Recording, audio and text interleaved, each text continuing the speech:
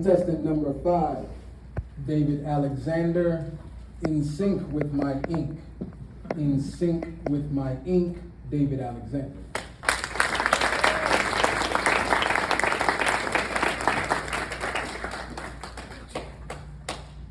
I had it all figured out. Speech contests on Zoom, so easy. I could pit myself against the best of the best speakers in Toastmasters while wearing pajama pants. I had the perfect setup. I had a ring light in front of me, just a dab of makeup. I had a whole junk drawer's worth of props close at hand, and my beloved green screen had my back. I was in my happy place. I had found my safe haven. Yes, I was in my comfort zone. And then something happened that brought it all crashing down around me. I found out that speech contests were going to be in person. My heart sank. My ring light dimmed a little.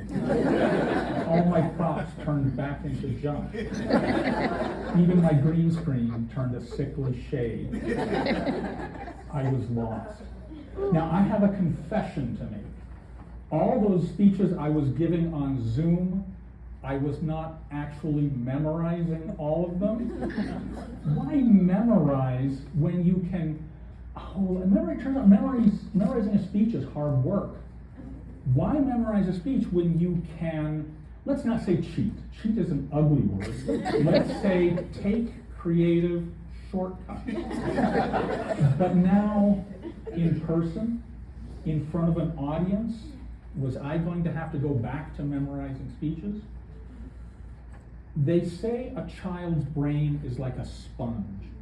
And my brain, when I was a child, it was a sponge. My adult brain is still a sponge, but it's completely saturated with all the ridiculous stuff that was absorbed when I was a child. The names and backstories of the villains on Batman. All the words to Lewis Carroll's poem Jabberwocky, the theme song to Gilligan's Island.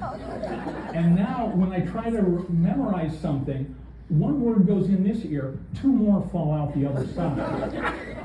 And then, what order do things go in? I get all confused. I know my speech has a joke, it has a poignant story, it has a call to action. But which comes next? I get so confused, and the next thing you know, the professor and me. And then there were props. Now, you can have props in an in-person speech, of course, but it's so easy in Zoom. You have a prop. You want a prop. It's time to pull out your prop. Here's my prop. You wave around your prop. Whoop, it's gone. In an in-person speech, you have to find this prop in this pocket and this prop in another pocket, and the next thing you know, it's just another way to get all tangled up in the speech. And then there were backgrounds. Oh, I loved my Zoom backgrounds. I'm on top of a mountain. I'm on a sunny beach. But there's no, in person, there is no magic button that can put me in front of the Taj Mahal. All I have is a blank wall behind me. And what did I have in front of me? People. Real people. Breathing. Coughing. Laughing at my jokes. Not laughing at my jokes. I was lost. I didn't know what to do. So the day of the contest was coming close, and I was racking my brains for some way to get around this.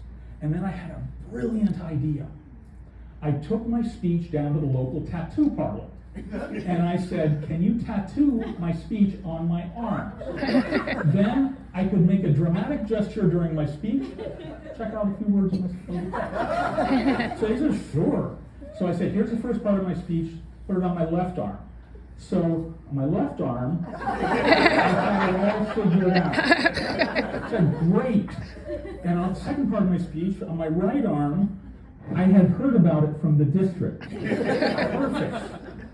But then I ran out of arms. The tattoo artist offered to put it on my chest upside down, but I wasn't going to take off my shirt. So the day of the contest arrived. I found myself standing on the stage, my arms covered in tattoos, my pockets stuffed with props, a blank wall behind me, and all my dear Toastmasters friends in front of me. And I realized, this is no way to do an in-person contest speech. So, what did I do? I did what any good Toastmaster would do. I took a deep breath, I stepped out of my comfort zone, and I gave the speech. Nice. And no, I didn't have it perfectly memorized. And yes, I may have read from the wrong arm. But the important thing was that I got through the speech, and the people applauded, and I realized you don't need all that to compete in an in-person contest. You don't need all the fancy props. You don't need fancy backgrounds. You don't need perfect memorization. And you certainly don't need tattoos on your arms. All you need is a story to tell, the courage to get up and tell it, and maybe the name of a good tattoo removal parlor. Mr. Contest.